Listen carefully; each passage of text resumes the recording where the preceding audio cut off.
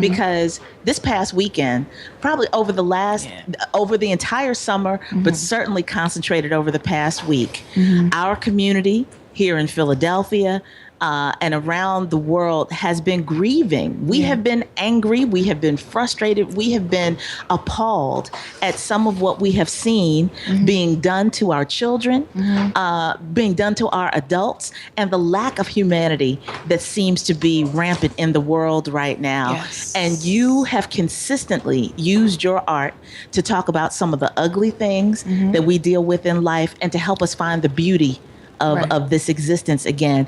And so that process has got to be extremely important for your personal sanity, as well as what it gifts us with when we get a chance to listen and experience it.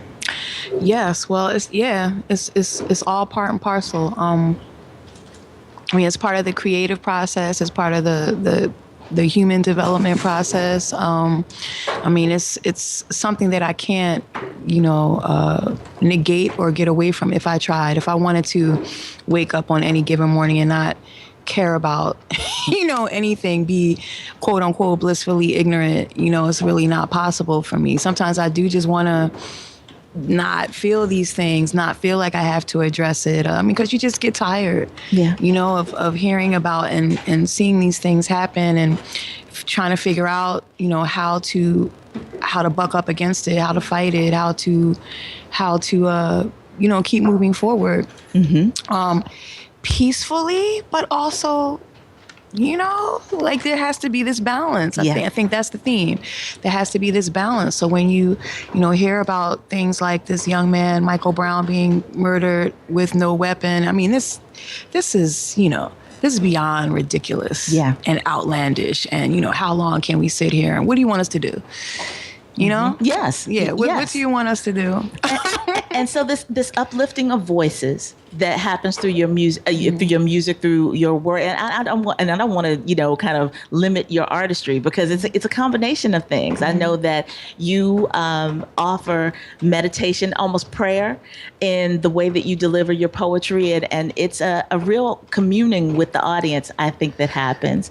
And the development of your exposure to the world came through a similar kind of communion in this creative group that came up along the same time, because I think about the early exposure that you've had to a global audience as delivering spoken word on albums that were released by King Britt and by The Roots, and how this has kind of been an evolutionary process for you. What do you think about the art form itself, whether we're talking about written poetry or whether we're talking about spoken word, and how people are using that gift these days to communicate? Well, what I think about it is, I love it. It saves my life. It's changed my life. Wow, it's just introduced me to, and constantly introducing me to, new experiences that, enrich and keep me enlightened. So, I mean, it's just been invaluable to have this art, this culture, because poetry for me is a culture. It's a way of life for me. And regardless of what I decide to do with it, if I decide to never share it again, I will always, be thinking in terms of poetry or writing poetry. So it's always going to be relevant. It's always going to be a big part of who I am. And as far as what's happening now, I guess all in all, if I had to just nutshell it, because in the interest of time, is that I think it's made amazing inroads and leaps and bounds, and it's kind of getting to the people and having the people understand it in new constructs, not just this kind of lofty, super intellectual, untouchable thing that maybe we were introduced when we were younger in school. We were introduced to it that way. Yeah. So maybe you didn't latch on to it. You're like, I don't want to, learn all of this stuff. This is boring. But one of my missions is to introduce poetry to people as accessible, as a means to heal, as cathartic, as a means to have a voice.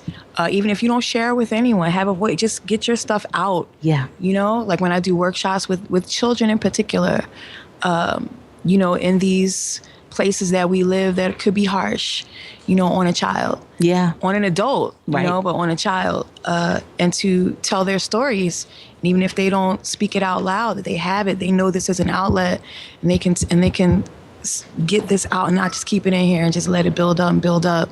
So, I mean, yeah, poetry is, if I could curse, you know what I would say. Poetry is awesome. Yes. It's that stuff. And Philly is awesome. Yes, yes. Well, you represent consistently, and we're very thankful for that.